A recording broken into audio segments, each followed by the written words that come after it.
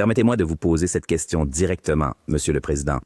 Aujourd'hui, le 3 février, est-ce que le Rwanda a actuellement des troupes dans l'est de la RDC? Je ne sais pas. Vous êtes le commandant en chef. Oui, il y a beaucoup de choses que je ne sais pas. Mais si vous voulez me demander s'il y a un problème au Congo qui concerne le Rwanda et que le Rwanda ferait tout pour se protéger, je dirais 100%. Cela risque-t-il une guerre dans la Je ne région? sais pas. Je ne pense pas que quelqu'un soit intéressé par la guerre. La comparaison a été faite que vous êtes le Vladimir Poutine de l'Afrique, qu'il a attaqué l'est de l'Ukraine en prétendant protéger la minorité ethnique tout en ayant un œil sur les minéraux là-bas. Je peux être appelé n'importe quoi. Que puis-je y faire? Mais je suis ce que je suis. Je dois être qui nous sommes. C'est tout. Et nous devons faire ce que nous devons faire. J'ai assez expliqué cela.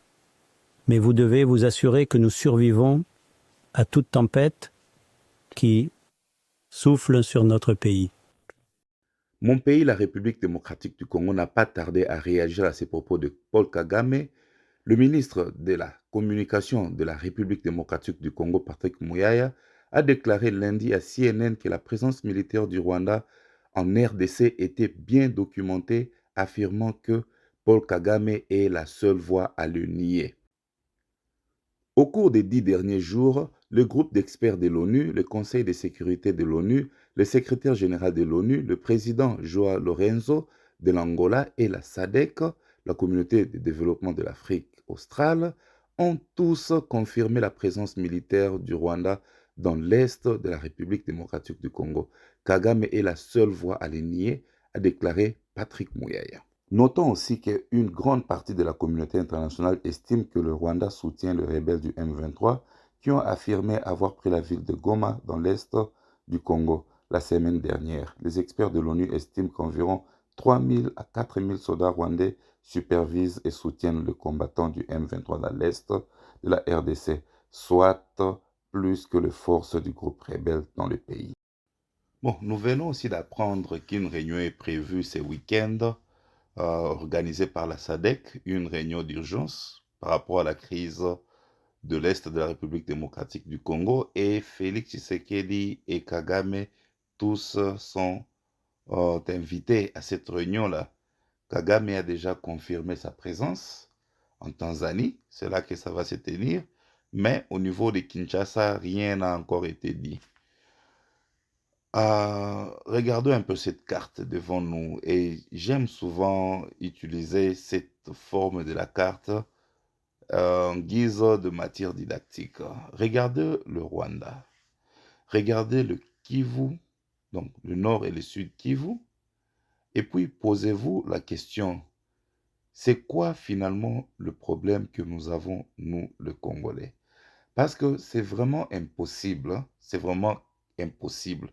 de faire comprendre à quelqu'un qu'un pays comme le Rwanda puisse envahir un grand pays comme la République démocratique du Congo des années et rien n'est fait. Je sais, on va dire, non, ils ont le soutien de la communauté internationale derrière eux, ils ont ceci, ils ont ceci. Est-ce que vous avez vu la communauté internationale venir prendre les armes et se battre? Non. Si nous partons même de par l'effectif, nous sommes plus nombreux. En matière de logistique, là, il y a problème. Mais qu'est-ce qui nous empêche à nous équiper? En tout cas, il faut poser la question aux dirigeants. On a invité les évêques, donc la Cinco et les CC. Et moi, je pense que tout ça, ce ne sont que de balais inutiles. Et ça ne fait que nous distraire. La meilleure des choses à faire, c'est d'exiger au gouvernement de donner les moyens au FARDC. On a une armée forte, capable de se battre et de gagner la guerre. Mais malheureusement, cette armée est trahie par les infiltrations, l'armée est trahie par la mégestion, l'armée est trahie par la politique, l'armée est trahie dans tous les sens. Et puis, on demande aux enfants, on demande aux jeunes d'aller rejoindre l'armée. Il faut commencer par mettre les conditions. Si nous avons une armée forte, dissuasive, aucun pays ne viendra se jouer de nous. Mais malheureusement, c'est parce qu'ils se sont réalisés que nous sommes un pays faible, de gens qui Je ne sais comment qualifier, je me réserve, mais en tout cas, il faut un sursaut. Il faut vraiment un sursaut pour pouvoir changer les choses.